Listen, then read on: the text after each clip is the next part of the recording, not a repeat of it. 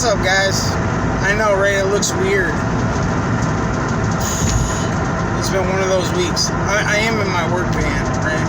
I'm actually in Pennsylvania right now because I sent a crew out here last week to do this job.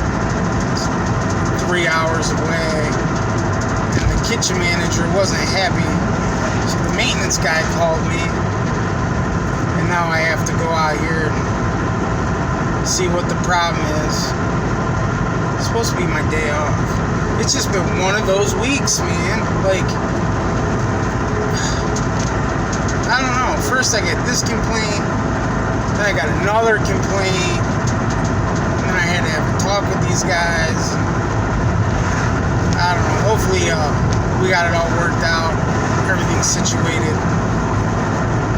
Keep going back to these jobs, fixing problems. And plus, after talking to the maintenance guy and everything else, I don't think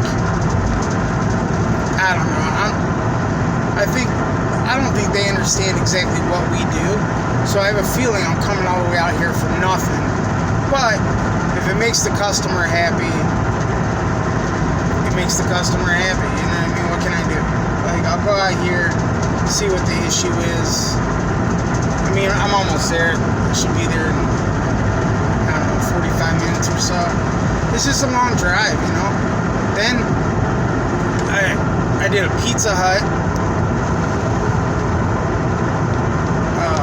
Tuesday morning, and I'm like 80% sure I loaded everything into my van. Because I remember looking back, I swear I see my ladder, my little step ladder. I go to my job Tuesday night. I get in the back of my van, my little ladder's gone. Where's my little ladder? Where's it at? I don't know. And I always keep my van locked. Like, so, I don't know. So I call the Pizza Hut. It's like 7:30, 8 o'clock at night. So whoever was there in the morning isn't there anymore. The girl that answers the phone's like, no, I don't see no ladder. Like, she had me on hold for a good 5-10 minutes, so I know she went to go look. I'm like, it's a blue Wagner, like, it's only got 3 or 4 steps on it. Little fiberglass ladder, you know what I mean? She comes back on the phone, oh, I don't know. We'll keep an eye out for it. Okay. I said, well, I'll call back in the morning and talk to the morning crew. Hopefully it's the same guys. So I wait, call back like 9:30 in the morning when I know the opening manager's there. They're getting set up for the day. He says the same thing. He's like, no, man, I don't think so. The only ladder I see is ours, is what he tells me. Never seen these people have a ladder, but whatever. So either I left my ladder there, which I'm not sure I did, but it's possible, you know, these things happen. Either I left my ladder there and they're saying I didn't because they're keeping it, or somewhere between like 11 o'clock Tuesday morning and 7:30 Tuesday evening, somebody took my ladder out of my van. But of all things to take, why take the ladder? You didn't take my GPS. You didn't take any of the tools back there. Which, I mean, there's not a lot of tools. Like, you didn't take my DeWalt drill. Like, you took a ladder. $50 ladder. Like, I don't know. So for the last couple days, I've been working without it. I went and bought a new one today. Hope I don't forget this one, though. Somebody else can take it. It's weird. I've been doing this job a long time, and I've never left my little ladder somewhere. I left my big ladder, the one on the roof, my 24-foot extension ladder. I've left that on jobs, just like, because you lean it against the building, and then you're like packing up, then you just leave. And you don't see it up there once you get in the van. I've been like almost an hour away from the job and had to turn around, drive back, and pick up my ladder. That happened once. And then one time I was almost home, drove an hour and a half away, was almost home, realized I didn't have my ladder. So I called the customer, told him, and I said, look, man, I have a job out there tomorrow in pretty much the same area. Like, it's a little bit further away from you, but I'll just leave early. Would you mind setting it somewhere, and I'll pick it up about this time? He said, no problem. Next day I drove there. He did one step further because he had some ladders on the back of his building. He put it with his ladders and strapped it down, locked it up. That's awesome, right? Then at some point during the week, I have my thing that sits up here where I put this so I can record my videos or listen to podcasts or music or, you know, watch a YouTube video or something while I'm driving, which I probably shouldn't do. But there's no rear view mirror in this van because there's no back window, so there's no use to it. So I put it where the rear view mirror should be. It's a little suction cup, little thing that holds my phone. It works out great. Well, I don't know if you could tell in the last video, my phone would start to move, so I'd have to like adjust it. It was getting loose. So I took it down, set it where I wanted it, went to tighten it up, fucking broke it. I don't know if I tightened it so tight or turned it the wrong way. It was broke. It was two pieces. So today, when I go get my ladder, there's a Five Below right there, and that's where I got the last one, and the one before that is $5. Fuck, I'll go over Five Below, get another one. I grabbed the last one they have. Stop to get gas. While the pump's running, I open it up. I go to set it up, and you gotta like push these two pieces together, like the headpiece where you slide your phone, and then there's like, you know, the piece that suctions in there, and there's like a little gooseneck that comes off with a little ball on it, so it moves. Somehow, I broke the little suction clip part trying to push it on there so tight. I don't know, man. So, I got this little thing above my radio. It's like open right there, so I keep like my markers and stuff. I seen in the other van, the guys jammed the one I bought for them in there. So that's where this one is now. It's jammed in there. And that's why, after that long, ridiculous story, you guys are looking at me at this angle. I mean, it works. It is what it is. What can I say? You know? I was, I don't know. What time is it? I still got a half an hour before I get to this place. Long drive. And I almost feel like I'm going to get there, and they're going to show me this issue, and it's going to be a stupid issue, or it's going to be something that we don't do. Like the fresh air return. Like, we don't clean that. We do the exhaust. And I'm going to have to educate them on what we do and don't do, and I'm going to drove out here for nothing. Which, in a way, I'd rather drive out here for nothing, because then that means my guys did their job right. But then on the other hand, if I drove out here for nothing, then it was a waste of my time.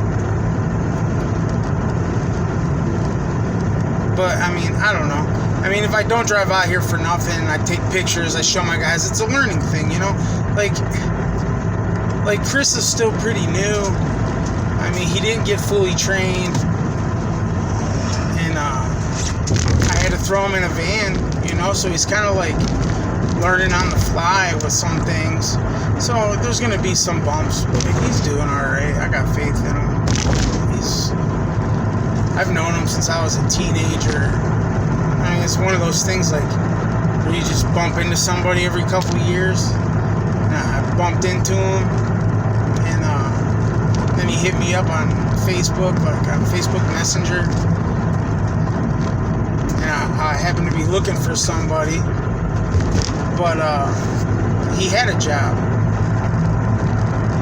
And I was like, oh, that's cool. Well, then that job didn't work out, and I didn't need him. And then I needed a helper. I was like, yeah, I could use you a couple days a week if you want to make some extra money while you're looking for a job. shoved in the van.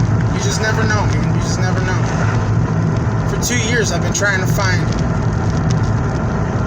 2 other people with a driver's license besides myself that can do this job, and 1 helper, so I don't have to work so much.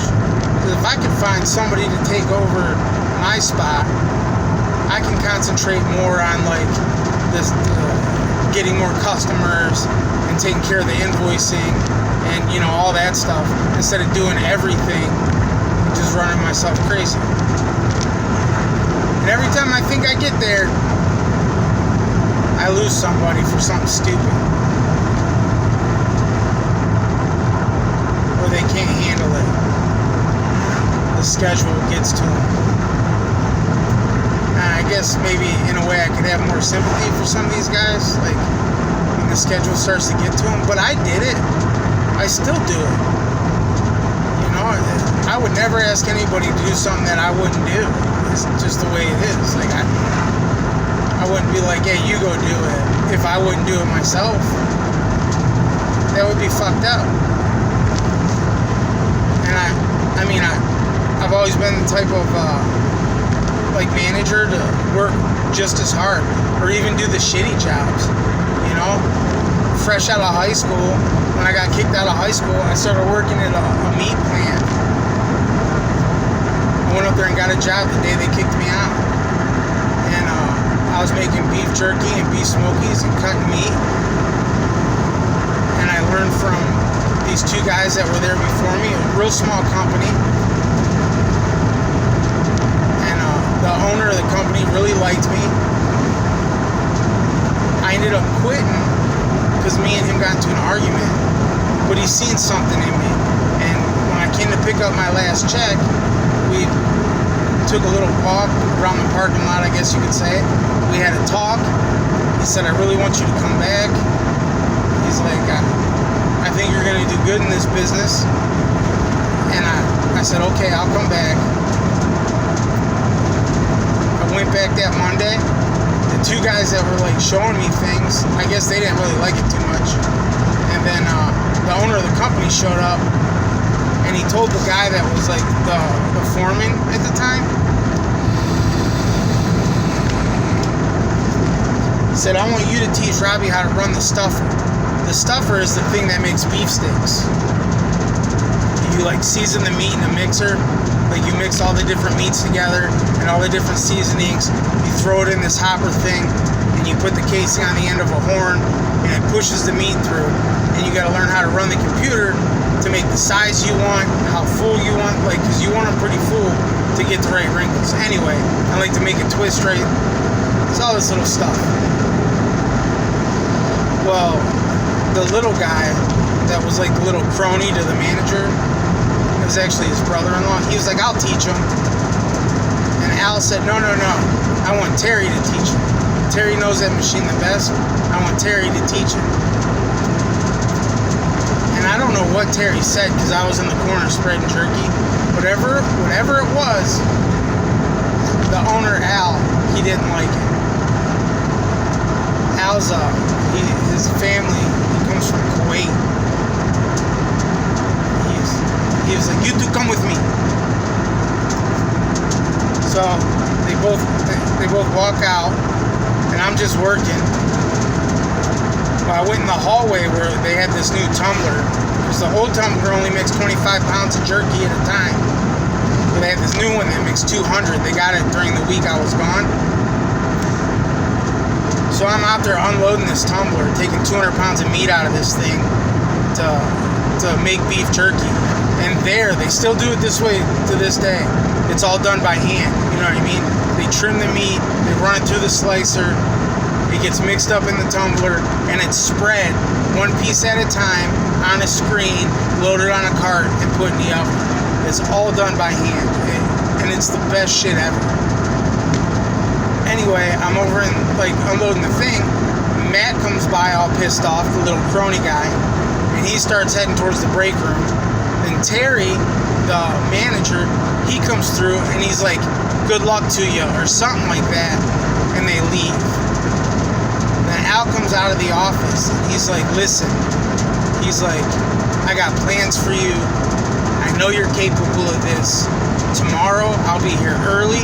Because he would just show up like whenever he felt like it. He was like, I'll be here first thing in the morning. You're going to start your training. And I was like, but I don't know anything about this. He said, I'm going to teach you everything you know to be successful in this business. And I said, okay. And that's what he did for weeks. He taught me everything I needed to know about that machine. And I became the manager of that place. And I was there for years. At one point, I had nowhere else to go. Like, as far as, like, moving up in the company, like, I knew everything. They started training me everything up front in packaging. It was like I could run that whole place. And it got to the point where, like, he would go on vacation for, like, 2 weeks to Vegas, and I would run the entire plant pretty much. Like, I mean, he had the guy, Jeff, that worked up front. He was, like, he owned a small percentage of the business.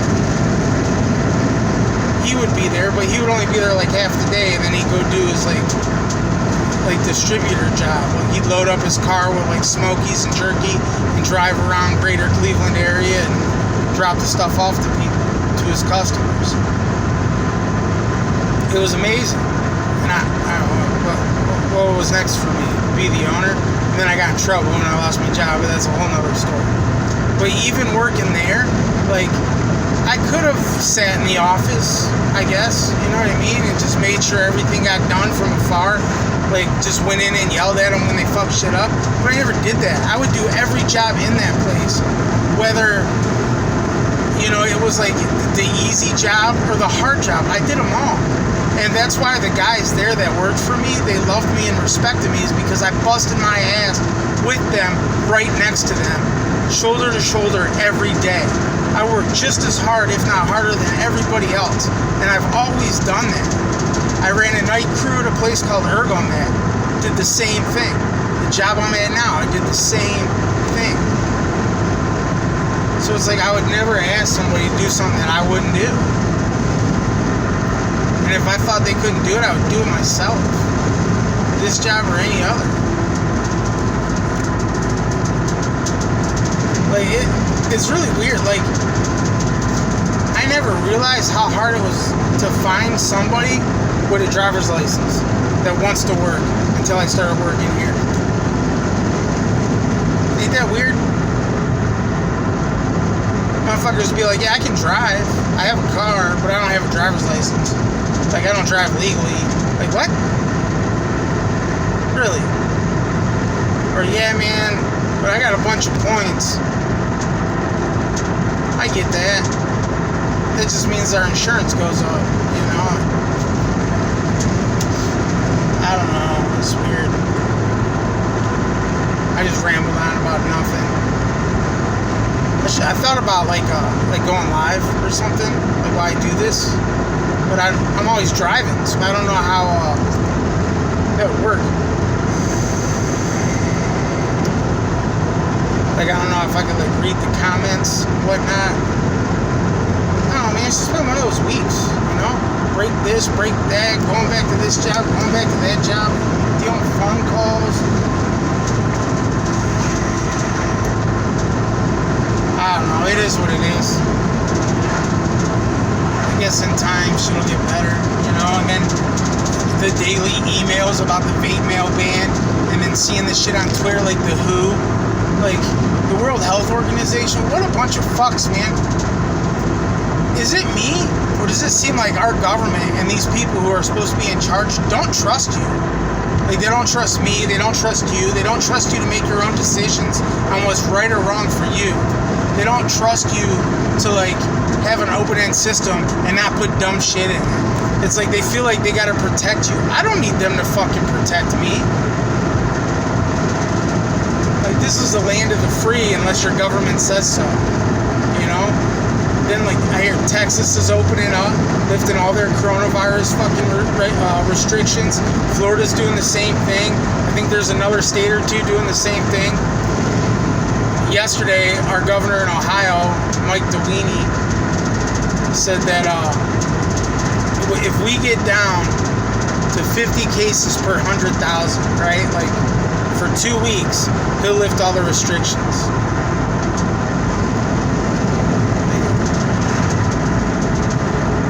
50 cases per 100,000 people.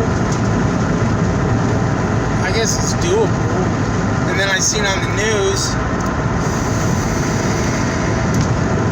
where people are crying and complaining about that. Like, well, I'm still gonna wear my mask. I don't care. You know, like, that's a really low number of people.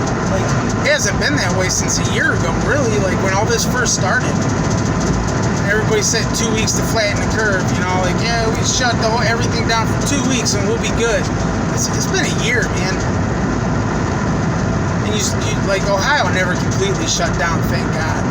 Because then we'd be fucked like California and these other states that did, and been that way for a year. Like, their economy's fucked, and they wonder why people are moving the fuck out of there. Their governor's an idiot. There has to be a balance to things. Like, I understand you don't want people getting sick. I understand you don't want the thing to spread. But the thing's gonna spread, and it did spread. And it's not like their numbers are way lower than the numbers of Texas or Florida or Ohio or anybody else. Like, it seems like whether you shut down or don't shut down, the numbers are still there. Like, it's like whether you wear your masks or you don't wear your masks, the numbers are still there. And even a year later, they still don't know what they're doing.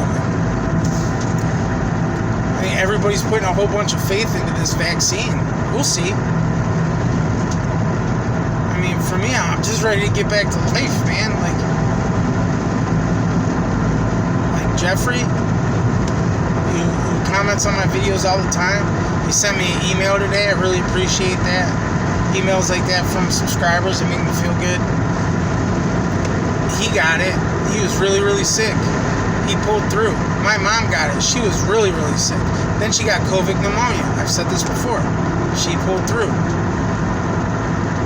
And Chris, that works for me, he got it, never knew he had it. He went and donated plasma last week or the week before. And they tested him for the antibodies. He's got the antibodies. He doesn't know when he got them or how he got them, but he's got them. He's like, I was never sick. I never even knew I had it.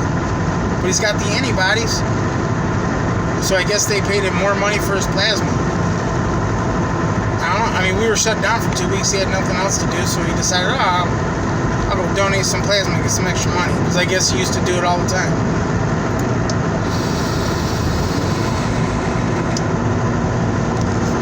It's just, I mean, it's so weird how it affects everybody so differently, you know?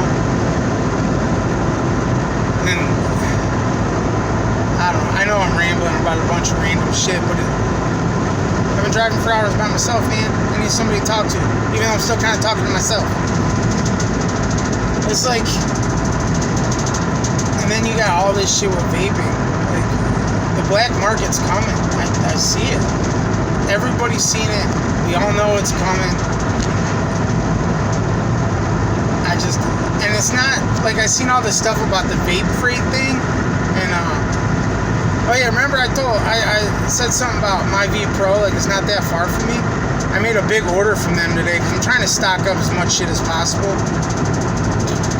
and, they actually have a thing on there now, where you can ship it, or come pick it up. I chose to ship it, hoping that the mail would be better, but next time, maybe I'll go pick it up. I just know I'm really busy this coming up week. Maybe I'll go pick it up. Like, and you can put in the name of somebody on there now. But it's, how are they going to get their stuff? Are they still going to be able to get their stuff? It's like you go on their website, they got so many different juices, but they're all sold out. Or they're all sold out of 3 milligram. You can get it in 0 or 6. So some of the juice that I really liked that I wanted, I bought it 1 in 0, 1 in 6. So I can mix them together half and half, and then mix them with my VG the way I do to make them 1.5. Like, and then it stretches my juice a lot longer. I have a video on that. If you haven't seen it, go look at it. Oh shit, it's getting dark. Yeah, so anyway, I'm going to make another video in the next day or two after I look into some more things over what the WHO was talking about. And once again, I was listening to a Rogan podcast, and I made a video about that fuck too. I really like that guy. As for somebody who claims to do research, he just yesterday or the day before in his podcast with Hamilton Morris brought up vaping and how it's causing lung damage. Like, I really wish this guy would fucking do some more research or talk to somebody like Greg Conley or Grim Green or somebody, you know what I mean? I really wish he would. I really wish he would learn the difference between believing all these other studies that he's seen way back. Like, he's like quoting shit from a year ago. Like, come the fuck on, man. I don't know. But hopefully this coming week's better. Hopefully all you guys are doing well. And yeah, man, I don't know. I'm thinking about doing a live video one day. Maybe. We'll see. We'll see. Even though it'd probably only be like 3 or 4 or 5 people watching. But we could do it, right? Maybe it'll be fun. I don't know how it works. Never done it before. So yeah, you guys take care. It's getting dark. I'm starting to disappear on you. Alright. Hopefully I'll get a new thing so it's up there. I don't know. Unless you like this view better. I don't know. I'll leave it up to you guys. Alright. I'm out.